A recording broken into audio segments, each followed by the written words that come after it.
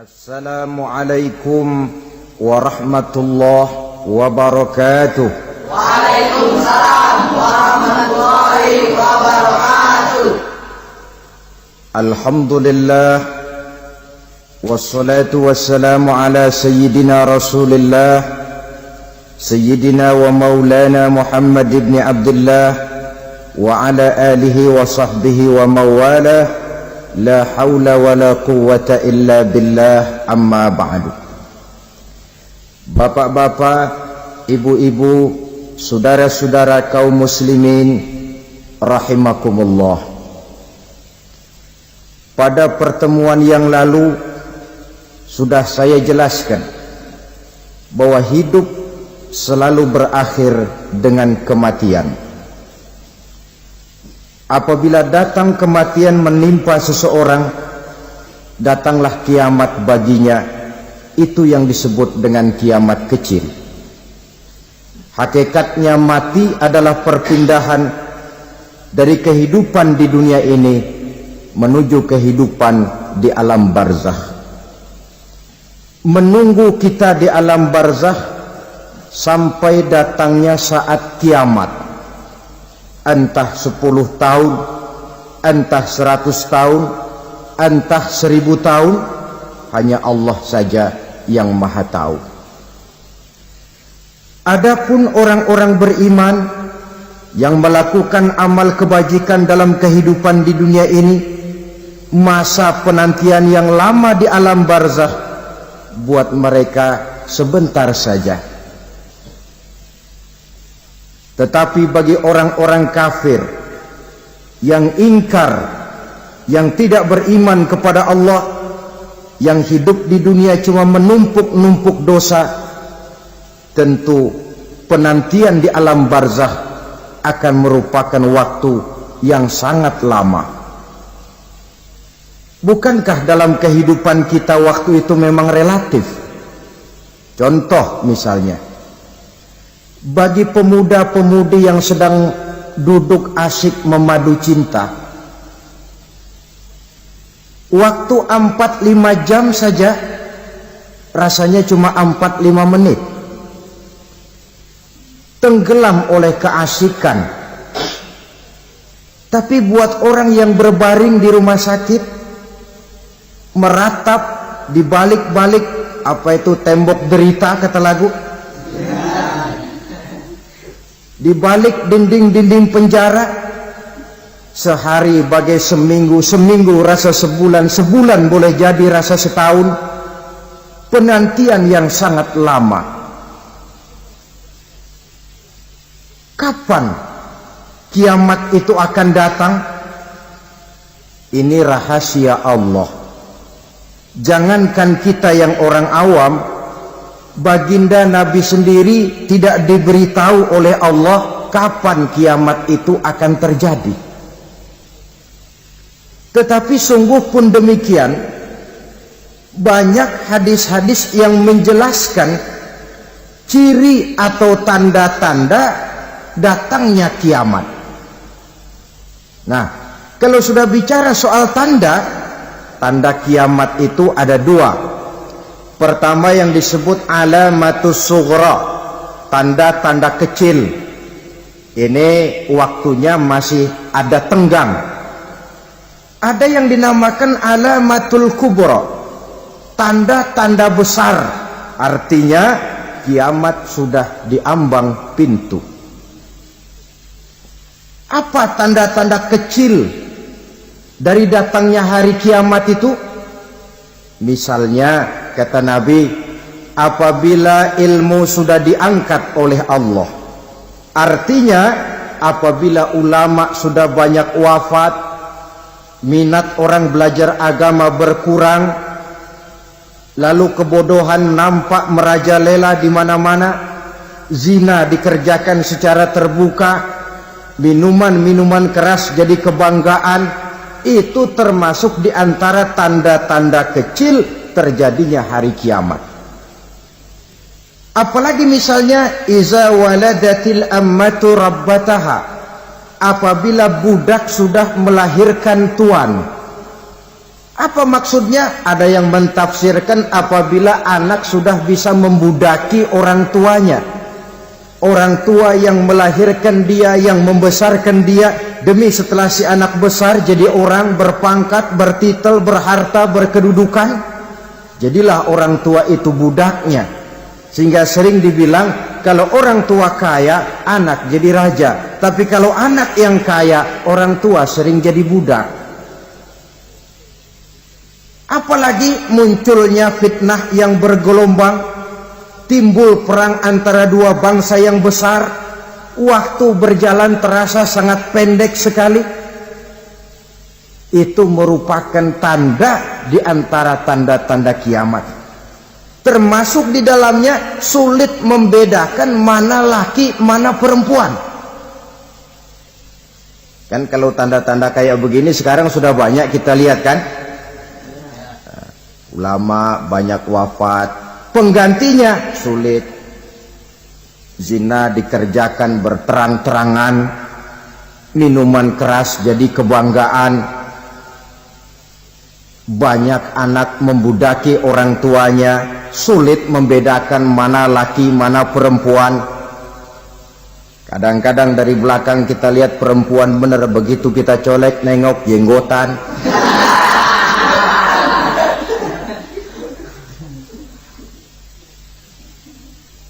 Ini termasuk tanda-tanda kecil, masih ada tenggang sampai akan terjadinya kiamat itu. Nah, yang dimaksud dengan tanda-tanda besar, ini tanda besar artinya kiamat sudah diambang pintu. Pertama, matahari terbit dari sebelah barat. Apabila matahari sudah terbit dari arah sebelah barat, tertutuplah sudah pintu taubat. Bersabda Nabi kita, la taqumus sa'atu hatta tatlu'a syamsu min maghribiha. Tidak akan datang hari kiamat sampai matahari terbit dari arah sebelah barat.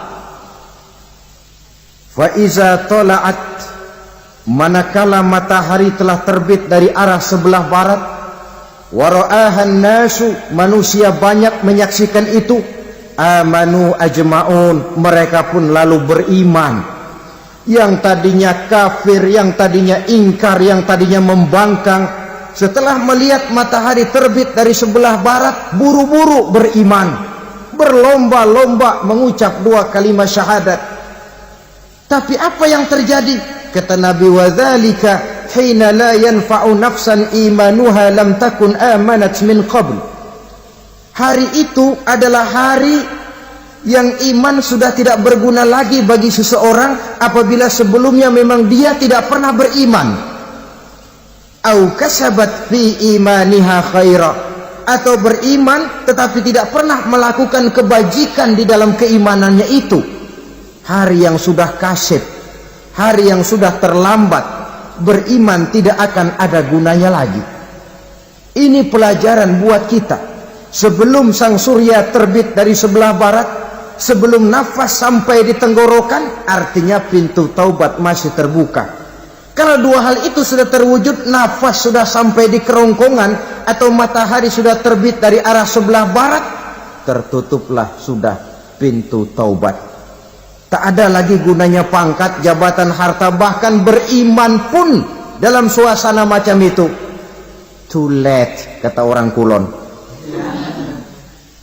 Sudah terlambat.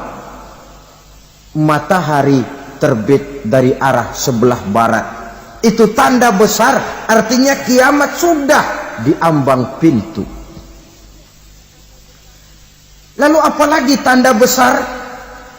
Munculnya Dajjal. Dajjal artinya pendusta-pendusta yang menyesatkan manusia. Ada dua macam Dajjal, saudara. Ada Dajjal kecil, ini Dajjal kelas teri. Kalau ini sejak zaman Rasulullah sudah ada itu. Tiap zaman ada. Di zaman Rasulullah misalnya ada yang bernama Aswad al-Unsi. dari Yaman. Ada yang namanya Musailamah Al-Kazzab dari Yamama.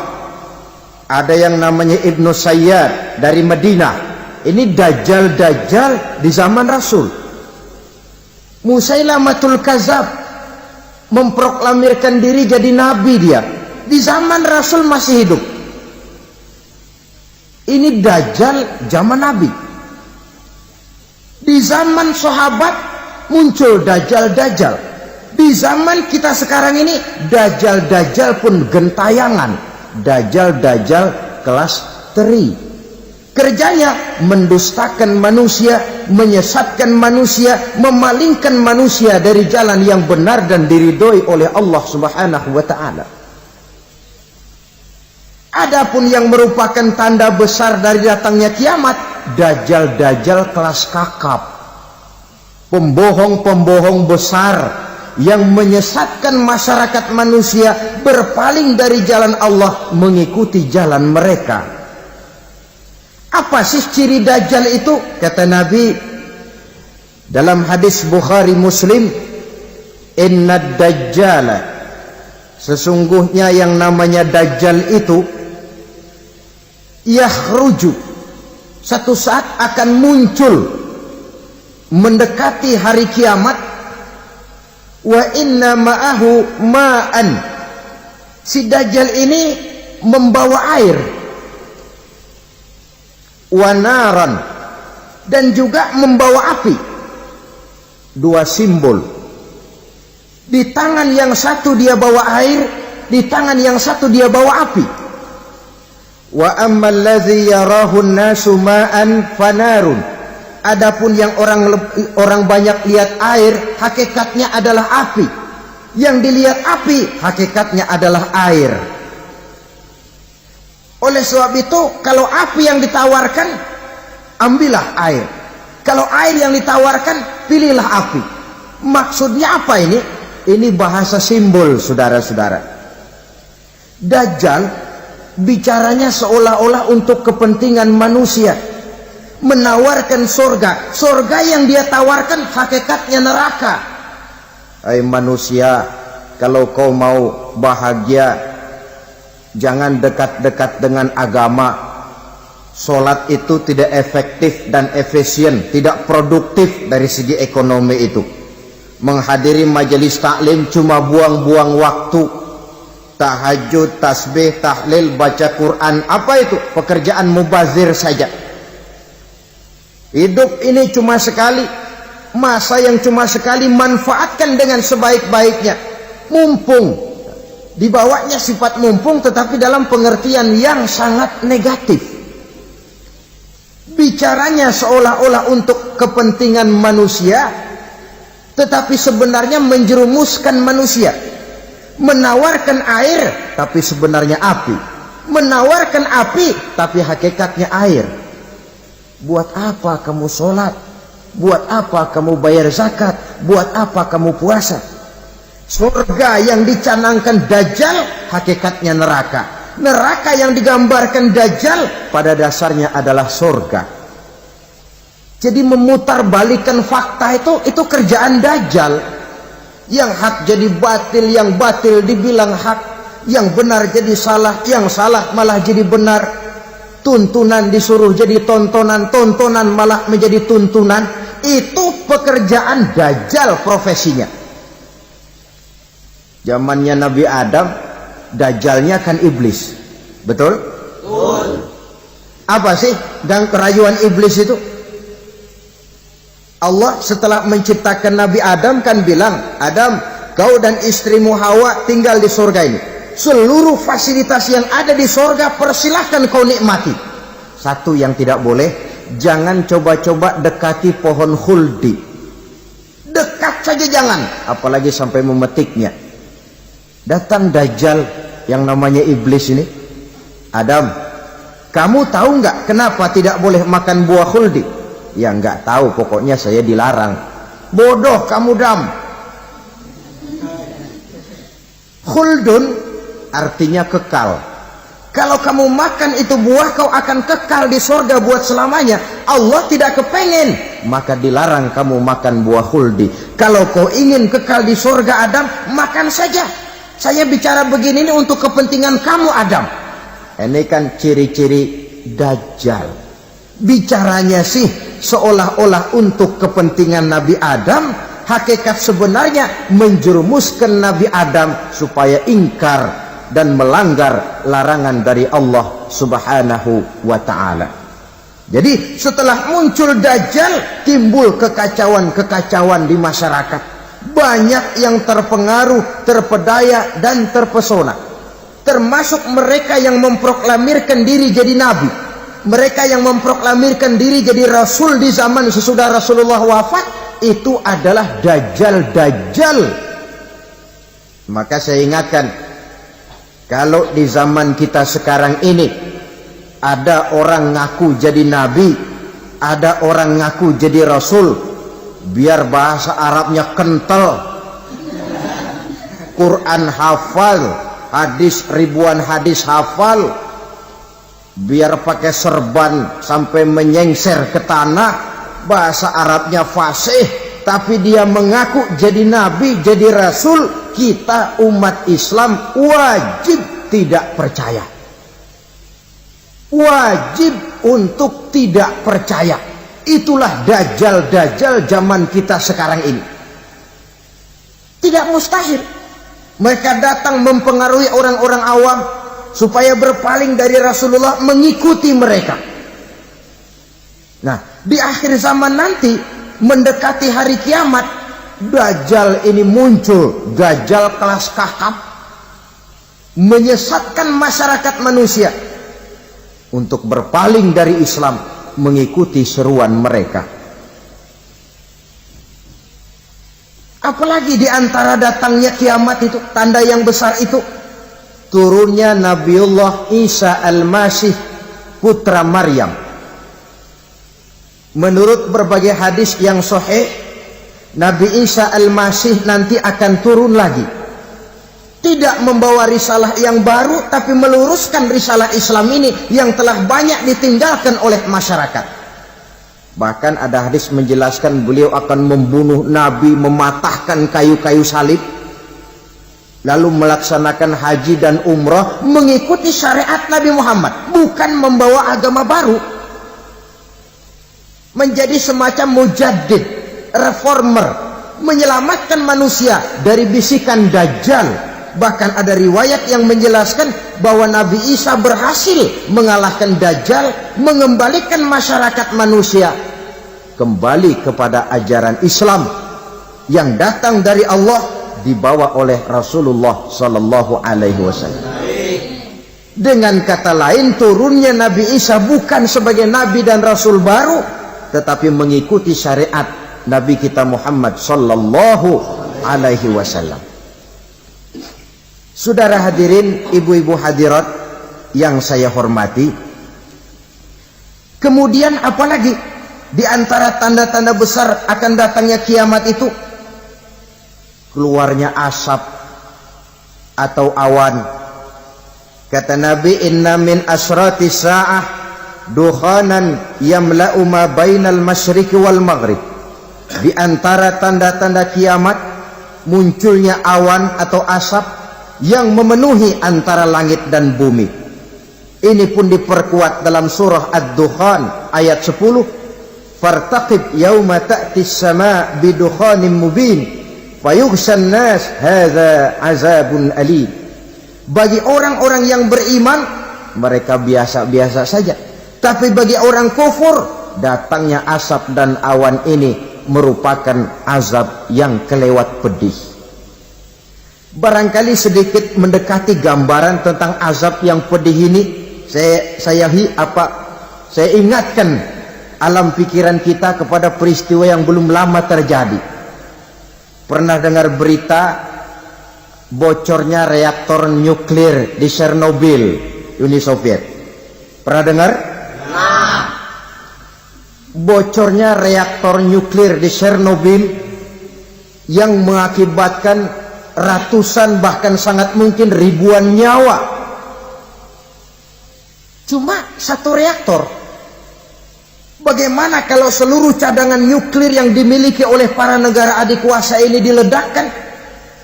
Bahkan yang konon menurut catatan, cadangan nuklir yang dimiliki bersama oleh Amerika dan Rusia sekarang ini sudah sanggup memusnahkan 6 miliar manusia. 1,5 kali lebih banyak dari jumlah manusia yang nongkrong di permukaan bumi ini. Saudara-saudara hadirin yang saya hormati,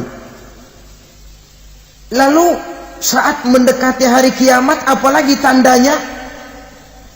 Setelah Nabi Isa wafat, pada saat turunnya yang kedua kali, lalu Allah meniupkan angin sejuk. Semua orang-orang beriman, orang-orang baik wafat, sehingga penghuni bumi ini cuma tinggal lagi terdiri dari orang-orang kafir. Tidak ada lagi di bumi ini yang bisa mengucapkan Allah. Sehingga dalam hadis qudsi itu ada keterangan, innallaha azza wa jalla yaqulu li Israfil. Allah pernah pesan kepada malaikat Israfil, kata Allah, Israfil, iza sami'ta qailan yaqul Allah Allah fa akhirin nafah 40 sanatan ikraman liqailiha. Hai Israfil, apabila kau dengar di permukaan bumi masih banyak orang yang mengucapkan Allah Allah, maka tunda sangkakala kiamat itu 40 tahun.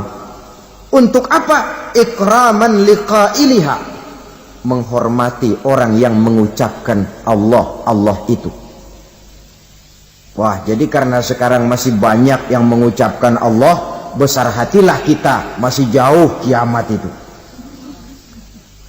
Tapi jangan lupa, kiamat pribadi, kiamat kecil itu yang nggak kita sangka-sangka. Ajal datang mencabut nyawa, itu kiamat pribadi, dan itu yang pasti kita hadapi, dan itu yang membuat kita tidak boleh bersikap main-main di dalam kehidupan sekarang ini. Saudara hadirin yang saya hormati, tidak ada lagi orang-orang muslim. Seluruh penduduk dunia ini kafir. Lalu terciptalah struktur sosial yang berlandaskan prinsip hidup semau gue. Bakal terjadilah prinsip di mana yang kaya menyantap yang miskin, yang kuat menindas yang lemah. Hidup sudah bagaikan di rimba belantara, berlaku hukum rimba, siapa yang kuat dia yang menang, siapa yang lemah menjadi mangsa. Timbul kekacauan, maksiat merajalela, munkarat menjadi-jadi, sehingga isi bumi ini penuh dengan segala macam perbuatan dosa. Tidak ada perlunya lagi alam diperpanjang temponya. Datang saat yang sudah dijanjikan oleh Allah Azza wa Jalla, maka terjadilah yang disebut kiamat kubra, kiamat besar, kiamat hancur-hancuran. Bagaimana kejadian ini dimulai? Dalam surah Az-Zumar ayat 68, Allah Subhanahu wa taala berfirman, wa nufikha fis-suri fasa'iqa man fis samawati wa man fil ardi illa man sya'allahu. Maka manakala ditiuplah sangkakala, terkejutlah seluruh yang ada di langit dan seluruh yang ada di bumi. Bila saat kiamat datang, Allah perintah malaikat Israfil, Israfil, tiup sangkakalamu. Ditiuplah sangkakala oleh malaikat Israfil. Yang akibat daripada tiupan itu, seluruh yang ada di langit, seluruh yang ada di permukaan bumi terkejut. Yang ada di langit siapa? Malaikat kan. Bayangin aja kalau malaikat kaget, apalagi kita. Terkejut seluruh makhluk yang ada di bumi, yang ada di langit mendengar suara sangkakala itu. Bunyinya tidak sanggup kita bayangkan dahsyatnya. ledakan nuklir, ledakan neutron, belum apa-apa ketimbang bunyi sangkakala malaikat Israfil ini. Nah, lalu mendengar bunyi sangkakala ini, gemparlah makhluk, kacaulah alam.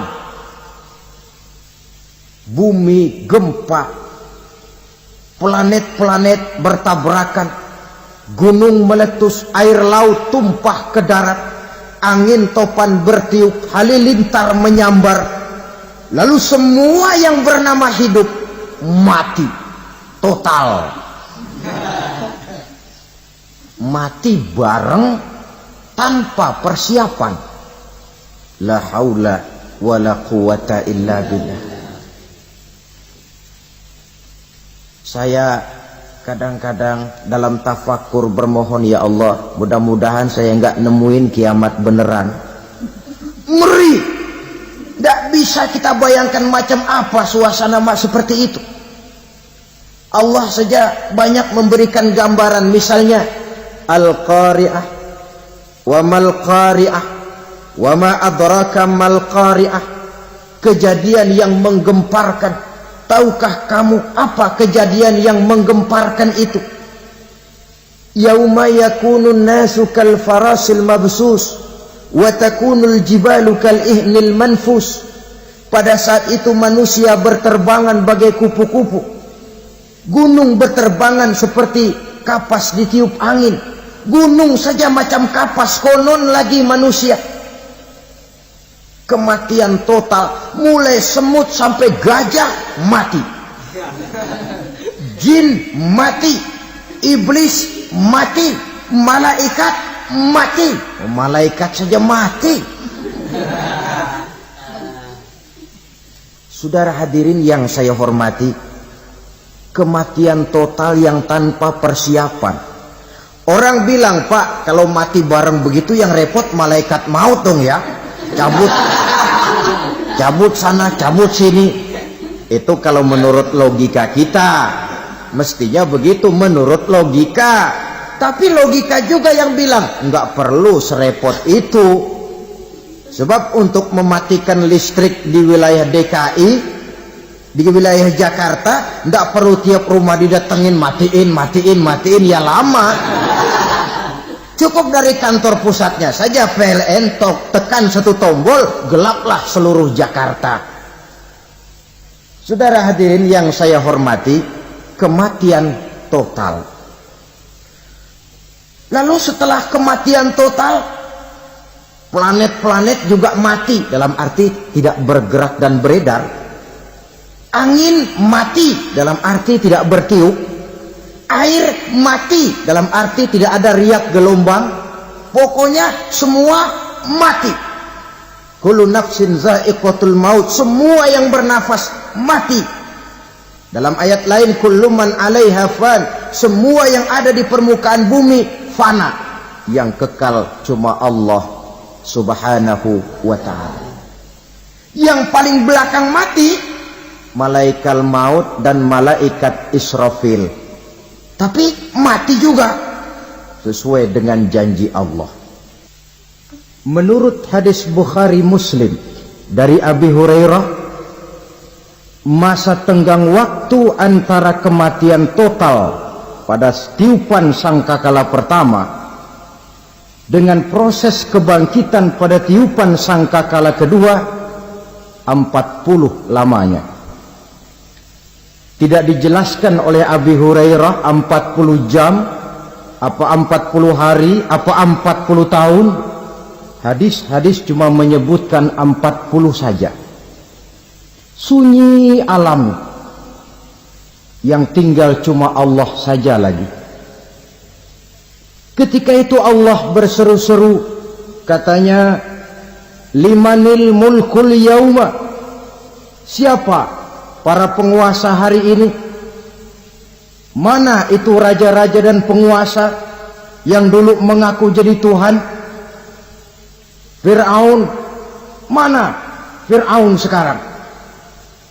Yang dulu jadi raja, merasa berhasil, sombong, lalu tidak mau turun-turun dari kekuasaannya.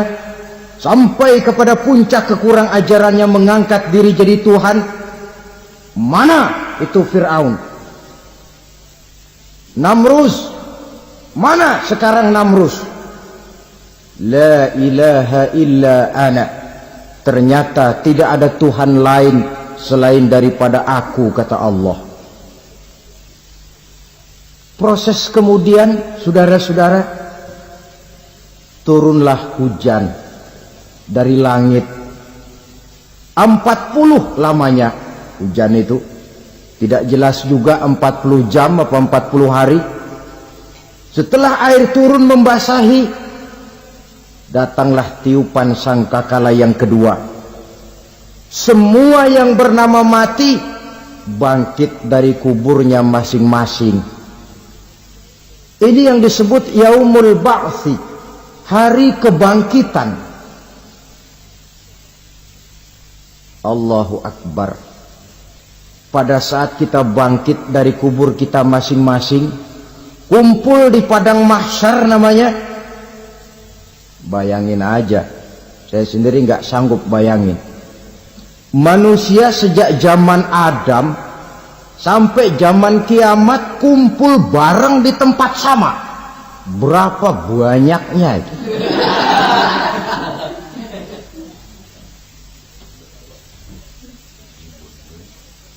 Dan yang luar biasa menurut satu riwayat, pada saat bangkit itu, Masya Allah, roman muka kita berubah, disesuaikan dengan amalan kita waktu di dunia ini.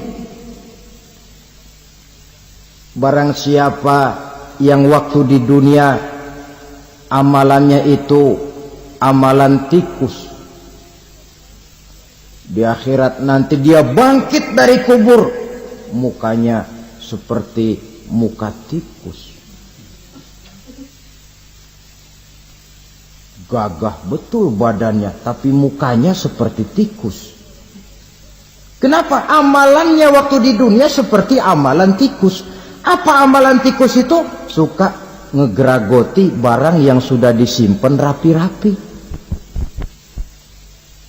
Orang sudah simpan uang rapi-rapi, simpan perhiasan rapi-rapi, digeragoti oleh tikus.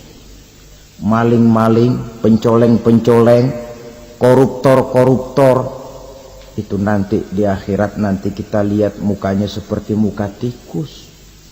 Oh, ini waktu di dunia suka nyolong, mukanya seperti muka tikus.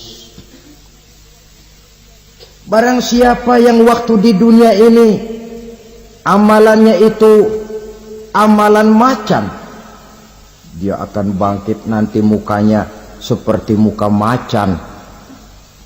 Apa amalan macan?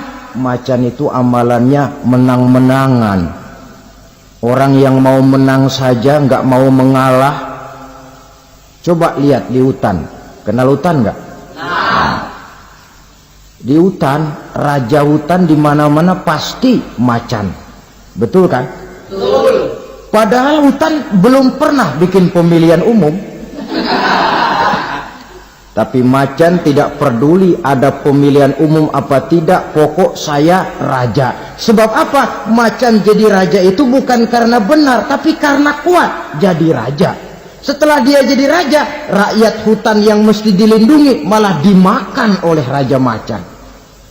Kambing rakyat hutan dimakan oleh macan. Ayam rakyat hutan dimakan oleh macan. Itu nanti kita lihat di akhirat itu mukanya seperti muka macan, gagah betul. Lalu barang siapa yang di dunia ini amalannya itu seperti amalan anjing, nanti dia punya muka seperti muka anjing. Apa amalan anjing? Pertama, anjing itu kalau disuruh jaga rumah, dia tidak bisa membedakan mana maling, mana tamu. Biar yang datang maling kalau bawa tulang, anjing kalem. Yang kedua, anjing itu akan setia kepada siapa saja yang memberinya roti. Siapa yang memberinya roti, itulah majikannya.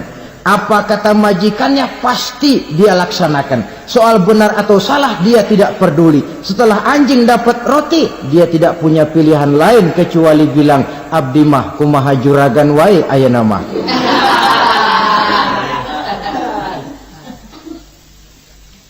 Saudara hadirin yang saya hormati,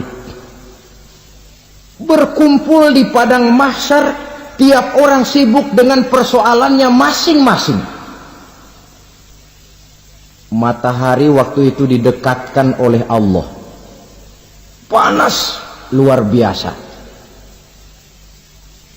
Ada yang saking panasnya itu mencucurkan peluh keringat sampai sebatas mata kakinya. Ada yang keringatnya sampai sedengkulnya, ada yang keringatnya sampai sepusatnya, ada yang keringatnya mengalir sampai sebahunya, ada yang kelelap oleh keringatnya sendiri, sementara orang di sampingnya nggak apa-apa. Bergantung lagi amalan dia waktu di dunia ini. Saudara-saudara, sebagian orang dalam kepanikan padang mahsyar berombong-rombong datang mereka menghadap Nabi Adam. Ya Adam, anta abal bashar. Hai Adam, Tuhan adalah bapak moyang manusia. Kami sebentar lagi akan disidang, dimintakan pertanggungan jawab. Tolonglah kami, hai Adam. Kata Nabi Adam, jangankan nolongin sampean, saya sendiri tanggung jawab di hadapan Allah. Ketika dulu tidak boleh makan khuldi, saya serobot. Sudahlah, urus diri masing-masing saja, nafsi. Begitu kata Nabi Nuh, begitu kata Nabi Ibrahim. Tiap orang bertanggung jawab sendiri-sendiri. Ketika itulah saudara-saudara, nikmatnya menjadi umat Nabi besar Muhammad sallallahu alaihi wasallam. Sebab apa? Walaupun menurut abjad kita ini umat paling belakang, kan paling belakang kita ini toh, karena Nabi Muhammad adalah nabi akhir, tapi akan dihisap lebih dulu, lewat di atas sirat lebih dulu, masuk surga lebih dahulu ketimbang umat-umat belakangan. Ketika Rasul mendekati ajal, beliau tanyakan itu kepada malaikat Jibril.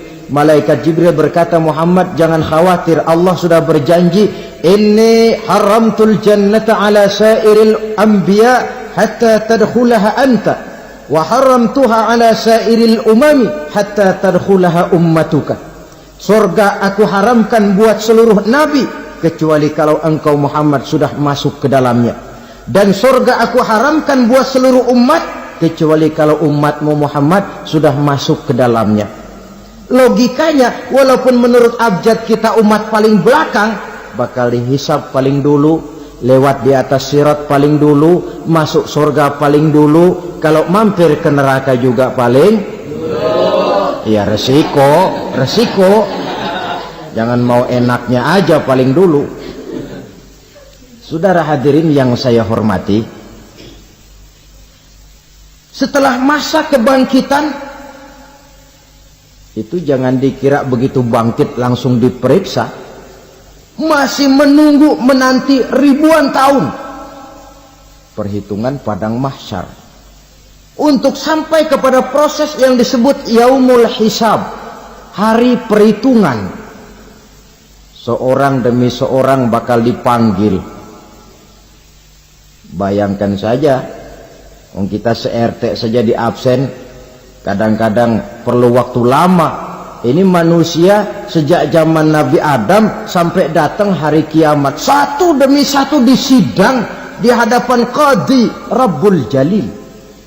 Status sosial copot sudah waktu itu. Yang pernah jadi hartawan di situ tidak lagi kelihatan kehartawanannya.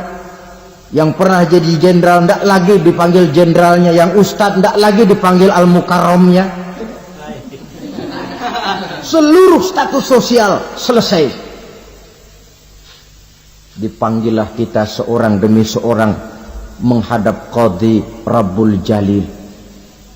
Bagaimana proses penghisaban itu? Pertama, proses tanya jawab.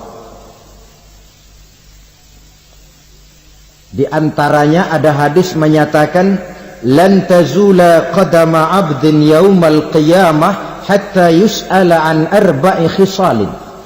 Besok di hari kiamat tidak akan bergeser telapak kaki seorang hamba sampai dia ditanya lebih dulu tentang 4 persoalan. Tentang ilmunya. Kemana ilmu itu diamalkan? Tentang umurnya. Di mana umur itu dihabiskan? Tentang masa mudanya. Kemana masa muda itu dipakai? Tentang hartanya.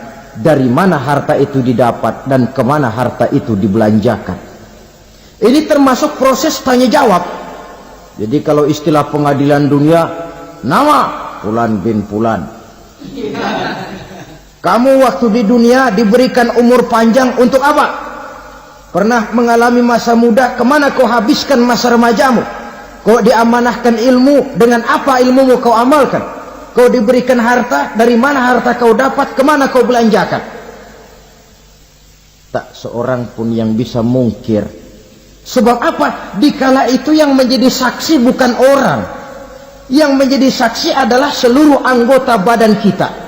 Tangan bicara, kaki jadi saksi terhadap seluruh amalan yang pernah kita kerjakan pada saat kehidupan di alam dunia ini.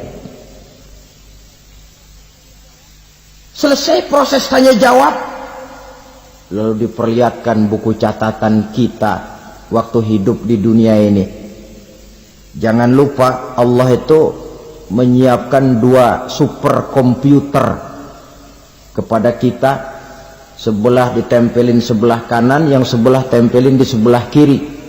Komputer itu namanya Raqib dan Atid. 2 malaikat yang apabila baik kita lakukan, refleks saja akan menulis kebajikan kita. Jahat kita kerjakan, akan tertulis. Catatan itu nanti diperlihatkan kepada kita.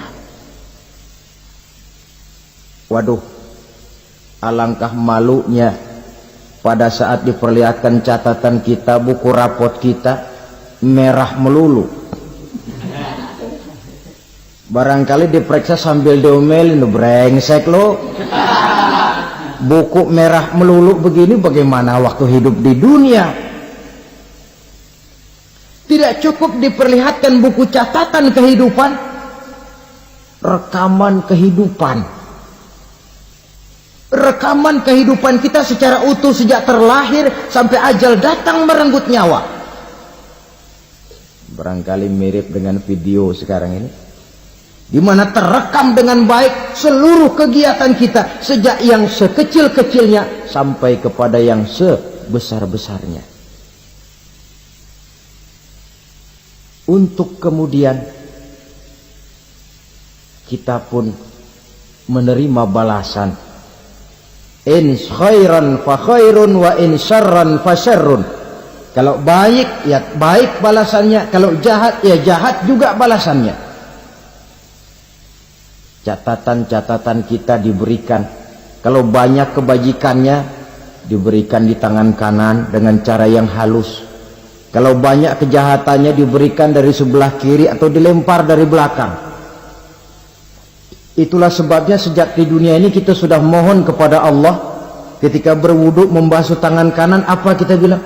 Allahumma a'tini kitabi biyamini wa hasibni hisaban yasira. Ya Allah, berikan saya kitab di tangan kanan, dan kalau saya memang perlu dihisap, hisaplah saya yang seringan-ringannya. Tangan kiri berlindung kita kepada Allah, jangan sampai diberikan kitab di tangan kiri atau dari arah sebelah belakang. Wa a'udzubika an tu'tiya kitabi bishimali aw min wara'i zuhri, dari arah sebelah belakang. Na'udzubillah min dzalik. Setelah selesai lewat proses penghisaban, lewat mizan, timbangan, maka yang sudah selesai dihisab itu bergeraklah menuju sirat, jembatan yang terbentang menuju surga melalui neraka. Saudara-saudara, panjangnya perjalanan sirat itu memakan waktu ratusan tahun. Tetapi orang yang lewat di atas sirat pun macam-macam, bergantung amalannya ketika di dunia ini. Ada yang lewat di atas sirat itu kal barqil khatib, seperti kilat yang menyambar, sudah sampai dia di surga. Cepat bukan main. Ada yang lewat di atas sirat itu seperti orang lari-lari. Ada yang lewat di atas sirat itu seperti orang jalan biasa. Ada yang sambil merangkak, ada yang sambil ngesor, ada yang sambil gelayutan, ada yang selamat sampai ke ujung ke surga, ada yang tergelincir jatuh masuk ke dalam neraka, bergantung amalannya dalam kehidupan di dunia sekarang ini. Tiap kita akan melewati yang namanya sirat ini. Saudara-saudara kaum muslimin yang saya hormati, dengan demikian mereka yang selamat melalui sirat sampai ke terminal akhir surga, mereka yang ketika dihisab ternyata banyak kejahatannya daripada kebaikannya, mereka singgah di dalam neraka. Nah, adapun orang-orang yang beriman menurut ayat Quran dan hadis Nabi itu nanti ada bermacam-macam. Ada orang beriman itu yang dimasukkan surga. Ada orang beriman itu yang dimasukkan ke dalam surga. Ada orang beriman itu yang disebut penduduk surga. Kenapa lain-lain, Pak? Karena waktu di dunia amalannya juga lain-lain. Ada orang beriman yang masuk surga. Ini paling murah tiketnya. Mau masuk surga? Kata Nabi begini, ma min abdin qala la ilaha illallah thumma mata ala dhalik illa dakhala al-jannah. Kalau seorang hamba sudah mengucap dua kalimat syahadat, dia yakin dengan kebenaran kalimat itu sampai matinya, orang itu akan masuk surga. Abi Dzar yang waktu itu diajak bicara heran, ya Rasul kok gampang betul? Iya. Walaupun orang itu mencuri, iya. Walaupun orang itu berzina, iya. Biar dia mencuri, biar dia berzina, kalau dia sudah mengucap dua kalimat syahadat, dia yakin dengan kebenaran kalimat itu sampai matinya, itu orang akan masuk surga. Jadi masuk surga cukup dua kalimat syahadat, yakin sampai mati, masuk surga.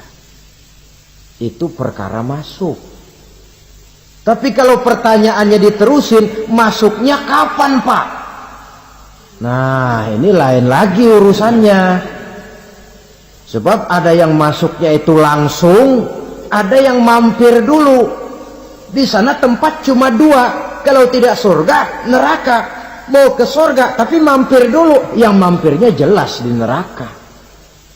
Kenapa? Dalam hadis qudsi ada riwayat, nanti itu di akhirat, setelah Allah selesai mengatur penduduk surga masuk surga, yang neraka masuk neraka, Allah berkata kepada malaikat Malik, malaikat Malik, labaik ya Allah, itu bajingan-bajingan tengik, manusia-manusia durjana yang waktu di dunia tidak mau sujud, jauh dari ulama, gemar melakukan yang munkarat dan maksiat, hidup di tengah masyarakat selalu jadi bibit keonaran, kufur, sudah masuk neraka semua.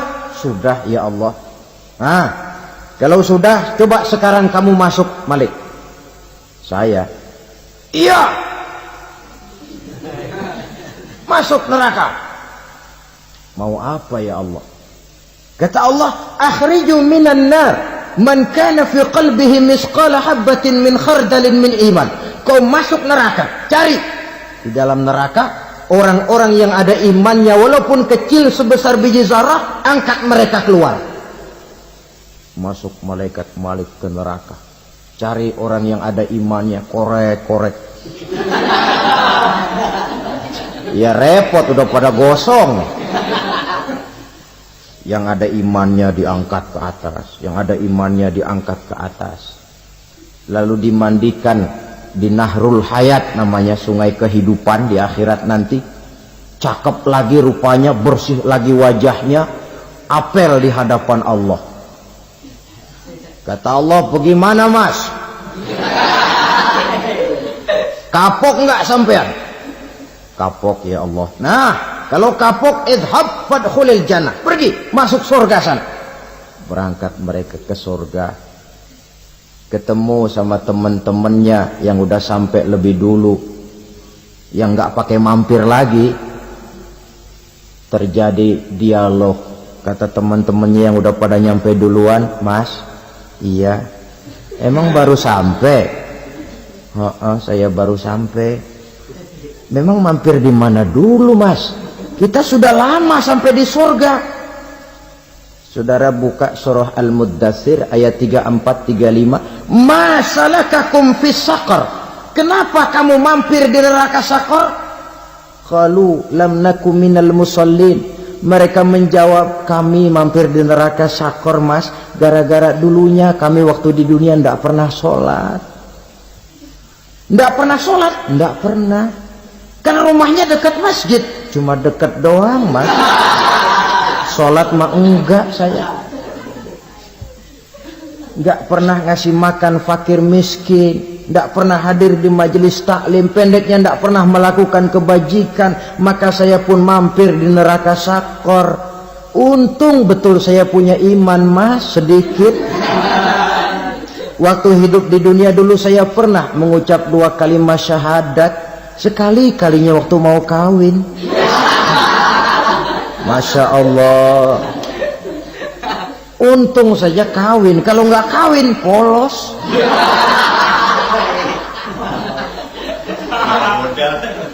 Itu juga pengulu sudah setengah mati ngajarin. Asyhadu alla, asyaduaan, asyaduaan.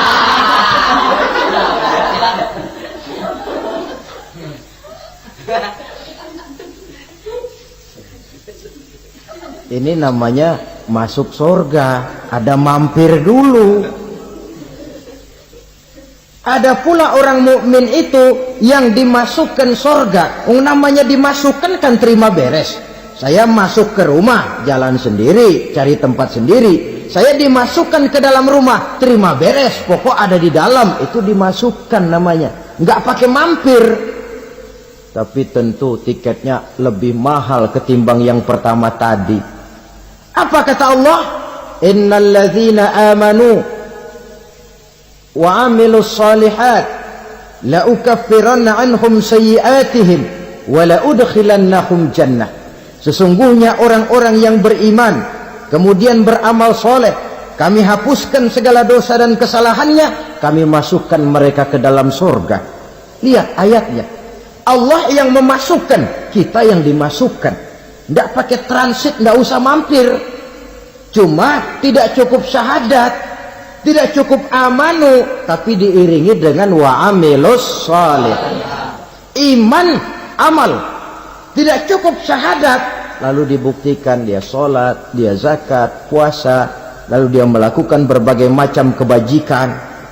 Ini yang menyebabkan dia tidak pakai mampir di tempat yang bernama Saqar.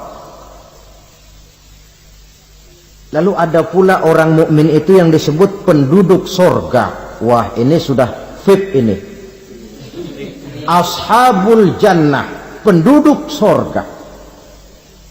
Siapa mereka? Kata Allah, innal ladzina amanu summa istaqamu fala khaufun 'alaihim wa la hum yahzanun ulaika ashabul jannah hum fiha khalidun. Sesungguhnya orang-orang yang beriman lalu istiqamah, tetap dalam melaksanakan perintah Allah, tidak goyah, tidak labil tapi stabil, istiqamah, mereka tidak takut dan tidak bersedih hati. Merekalah penduduk surga. Iman, istiqamah. Tidak punya duit, sembahyang. Banyak duit, sembahyang. Miskin, sembahyang. Kaya, tetap sembahyang. Istiqomah. Kadang orang kalau susah rajin ke masjid, banyak duitnya ngelihat masjid melengos. Itu yang dibilang waktu miskin hamba Allah, setelah kaya jadi hamba harta. Bergeser, tidak ada nilai istiqomahnya. Saudara-saudara, dengan begitu penduduk neraka itu dua. Ada penduduk permanen, ada penduduk yang semi permanen. Yang semi permanen orang-orang beriman yang mempunyai dosa besar. Mereka masuk ke neraka untuk menerima azab sesuai dengan dosanya. Bila selesai masa azab itu, mereka akan diangkat untuk ditempatkan kembali ke dalam surganya Allah Subhanahu wa ta'ala. Nah, dikala itulah saudara-saudara, ada yang disebut syafaat dari Rasulullah Sallallahu Alaihi Wasallam. Tapi tentu jangan lupa, syafaat ini ibarat kain menambal dia. Kita punya kain bolong-bolong sedikit, syafaat yang menambal. Sholat kita ada kurang dikit, sedekah kita ada campur riak dikit, amalan kita ada tidak karena Allah dikit, kita berharap syafaat.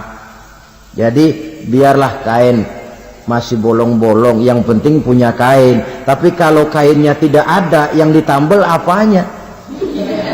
Sholat tidak, puasa tidak, zakat tidak, berharap syafaat saja, ya, terlalu berlebihan itu. Saudara hadirin yang saya hormati, apabila selesai proses penghisaban, proses penghitungan, maka dikala itulah manusia terbagi dalam dua kelompok besar. Fariqun fil jannah wa fariqun fis sa'ir. Sekelompok orang-orang beruntung yang masuk ke dalam surga, dan sekelompok lagi masuk ke dalam neraka. Akan memakan waktu untuk menceritakan sifat surga dan neraka, tapi insya Allah pada kesempatan pertemuan lain saya sampaikan. Namun sebagai gambaran umum cukuplah saya sampaikan sebuah hadis qudsi. Allah jelaskan, a'dadtu li'ibadiyas salihin ma la aynun ra'at wa la uzunun sami'at wa la khatara fi qalbil bashar. Aku sediakan buat hamba-hambaku yang soleh, yang tidak pernah terlihat oleh mata, tidak pernah terdengar oleh telinga, dan belum pernah terdetik dalam hati manusia. Jadi kenikmatan surga belum pernah dilihat mata, belum pernah didengar telinga, belum pernah terdetik dalam hati. Pedihnya azab neraka belum pernah terlihat mata, belum pernah terdengar telinga, belum pernah terdetik dalam hati. Saudara hadirin yang saya hormati, oleh karena itu, sebagai uraian akhir daripada kiamat ini, marilah sama-sama kita memanfaatkan hidup dengan sebaik-baiknya, supaya jangan timbul penyesalan di hari kemudian nanti. Mudah-mudahan kita seluruhnya diselamatkan Allah dari azab neraka dan mendapat surga dan ridhonya. Sekian dan demikianlah pertemuan kita kali ini. Terima kasih banyak atas segala perhatian. Mohon maaf atas segala kekurangan. Usikum wa nafsi bitaqwallah. Wassalamualaikum warahmatullahi wabarakatuh.